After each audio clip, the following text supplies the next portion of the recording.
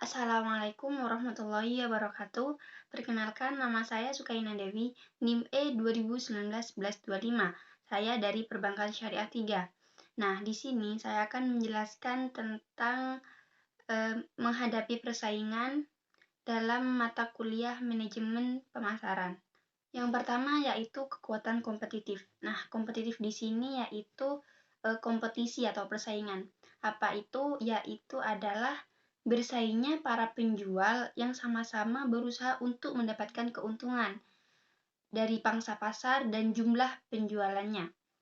Para penjual biasanya itu berusaha mengungguli persaingan dengan membedakan harga, produk, distribusi, maupun dari cara mereka untuk mempromosikan produk mereka sendiri.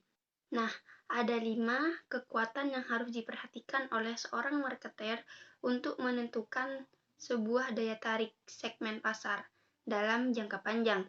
Apakah itu menarik atau buruk? Nah, yang pertama yaitu rivalitas segmen. Ancaman apa yang harus diperhatikan?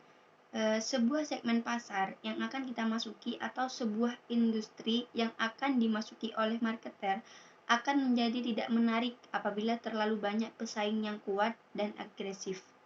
Jadi, seandainya di dalam segmen yang kita masuki itu terlalu banyak pesaing yang kuat, jadi industri ini menjadi tidak menarik lagi. Kemudian segmen yang stabil atau menurun. Apabila industri itu stabil bahkan menurun, itu menjadi tidak menarik bagi pengusaha untuk memasuki segmen pasar yang baru tersebut. Kenapa demikian? Kenapa tidak menarik lagi? Karena sebagai marketer, segmen yang kita masuki ini yang akan menjadi segmen yang mahal untuk bersaing. Yang kedua yaitu ancaman pendatang baru. Sebuah segmen menjadi tidak menarik lagi apabila mengundang beberapa pesaing baru yang memiliki sumber yang lebih baik dan baru, kapasitas baru, dan sarana bagi pertumbuhan pangsa pasarnya. Kemudian yang ketiga, ancaman produk pengganti. Suatu segmen menjadi tidak menarik lagi apabila terdapat produk pengganti, baik potensial maupun aktual. Produk pengganti tersebut akan membatasi harga serta laba potensial yang bisa didapatkan oleh segmen pasar yang bersangkutan. Nah, apalagi apabila teknologi ataupun persaingan di dalam produk pengganti meningkat, maka harga serta laba dalam segmen pasar tersebut akan menurun. Nah, sekarang yang keempat yaitu ancaman daya tawar pembeli yang semakin besar.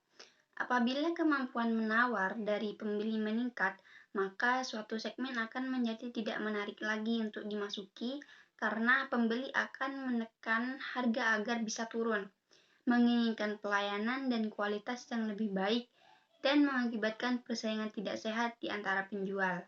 Kemudian yang kelima, ancaman daya tawar pemasok yang semakin besar. Suatu segmen menjadi tidak menarik lagi jika pihak penyedia menaikkan harga atau menurunkan kualitasnya. Penyedia cenderung untuk berkuasa pada saat mereka terorganisir. Barang tersebut merupakan bahan baku, hanya ada sedikit barang pengganti dan perubahan harga yang sangat cepat. Mengidentifikasi dan menganalisis pesaing. Nah, yang pertama, mengidentifikasi pesaing. Kita dapat mengidentifikasi pesaing dari sudut pandang industri dan pasar. Tahap ini dilakukan untuk mengetahui jumlah dan jenis serta kekuatan dan kelemahan dari pesaing. Identifikasi ini meliputi yang pertama yaitu jenis produk yang ditawarkan. Yang kedua, melihat besarnya pasar yang dikuasai. Yang ketiga, identifikasi peluang dan ancaman. Yang keempat yaitu mengidentifikasi keunggulan serta kelemahannya.